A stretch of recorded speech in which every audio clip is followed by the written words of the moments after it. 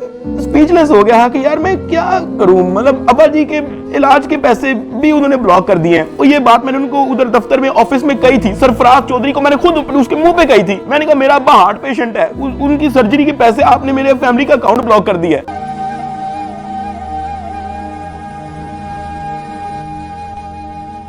नाज़रीन इकराम, डकी भाई हमारे प्यारे इदारे और इन इदारों में घुसी काली भेड़े।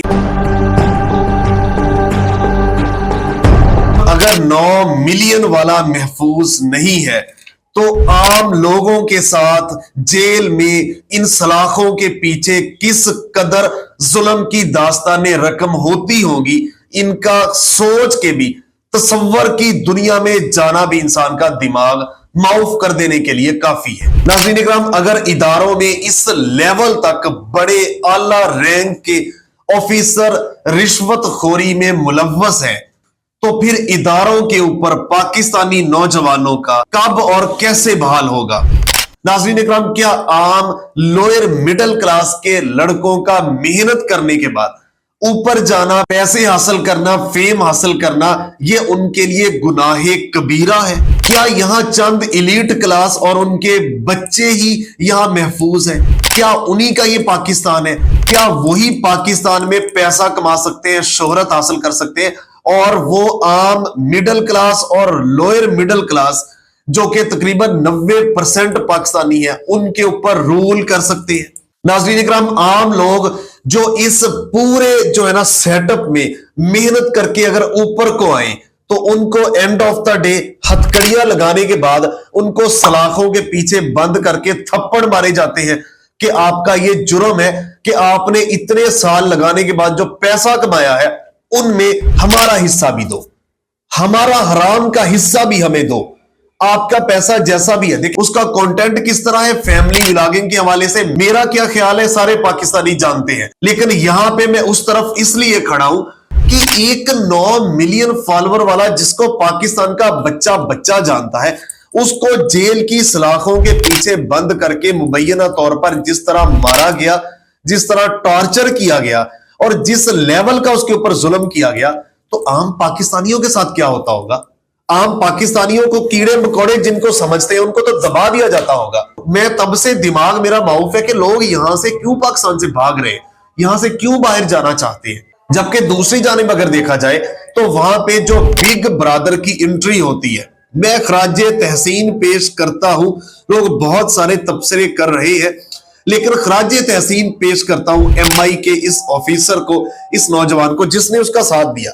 देखिए बाकी चीजें सियासत वगैरह अलग है, उसको एक तरफ छोड़े फिलहाल, लेकिन यहां पे डक्की भाई का उसने साथ दिया। अच्छा, सिर्फ साथ नहीं दिया, यहां पे मैं खुल के बोलूंगा कि जो अफसरान थे उनको हथकड़ियां लगवा के बंद किया हुआ है। छोड़ दे किसकी क्या लड़ाई थी, लेकिन यहां पे पाकिस्तानियों का साथ दिया इन्होंने, और वहां पे जो उसके साथ जिसने जुल्म किया था उन सबको हथकड़ियां लगा के बंद कर दिया। डक्की भाई के बकौल $3,26,000 जो कि उसके बाइनेंस अकाउंट में थे वो निकाल लिए गए। ये शोएब जो तफ्तीशी अफसर है, मुबैना तौर पर उसका नाम ले रहा है, उसने निकाले। फिर 30 लाख एक दफा रिश्वत ली गई, वो भी उसकी बीवी और वो जतोई के ऊपर केस ना करने की, और उसको जुडिशल करने के भी 30 लाख लिए गए। NCCIA की तारीख का सबसे लंबा और बड़ा रिमांड 23 दिन का, इससे पहले नहीं है। और हथकड़ी भी पहले लगाई गई एयरपोर्ट से, वहां से उन्होंने जब लेके आए तो फौरी हथकड़ी पहले लगाई मुबैना तौर पर, जो कि इसने बताया डक्की ने, उसके बाद FIR दी गई। ये है एक 9 मिलियन वाला, एक आम जो शहरी है, एक आम लोअर मिडिल क्लास, वो मेहनत करके यहां पे आया, ये थपेड़ा है उसके मुंह पे कि ये जितनी भी मेहनत कर लो, जितना भी पैसा कमा लो, पाकिस्तान हमारा है। आप कौन होते हैं?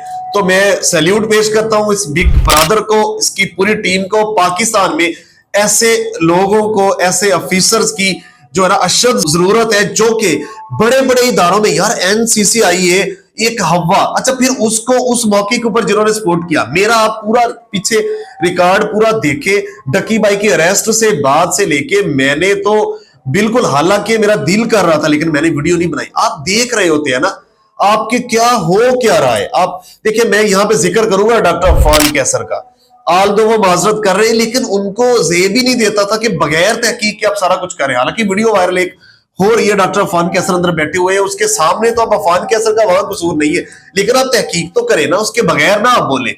आपका क्या नजरिया है फैमिली व्लॉगिंग के हवाले से, हम उसमें बात नहीं कर रहे, लेकिन यहाँ पे आप जिस बंदे को मुबैना तौर पर अब अरेस्ट किया हुआ है ना, तो इट मींस कि वो मुलजम है। अब मुजरम जब साबित होगा, ये भी कह रहा है, इल्जाम लगा रहा है, तो अरेस्ट है, इसका मतलब कि कुछ ना कुछ तो है ना। तो आप उसको हीरो यहां बना के पेश कर रहे थे, मंसूर अली खान साहब उसको हीरो पेश कर रहे थे, बहुत सारे लोग, देखिए उनका कसूर में इनका यहां तक नहीं गिनूंगा, लेकिन कम से कम आप तहकीक, इन्वेस्टिगेशन और मुकम्मल आपकी जो सहाफत है उसके उसूलों के ये खिलाफ है कि आप एकदम जो अंदर जेल में उसके ऊपर चढ़ाई कर दे।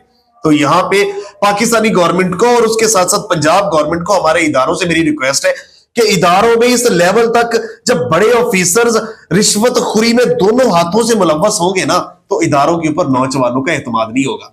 मैं फिर कह रहा हूं, पहले भी पाकिस्तानी नौजवान वो इन इदारों के ऊपर इसीलिए एतमाद नहीं करते कि उनको पता है कि हम महफूज नहीं है, हमारी इज्जतें महफूज नहीं है, जानो माल महफूज नहीं है। ये सारा कुछ आपके सामने है। मैं कहूंगा कि इस निजाम को आबे जमजम के पानी से गुस्ल देने की जरूरत है।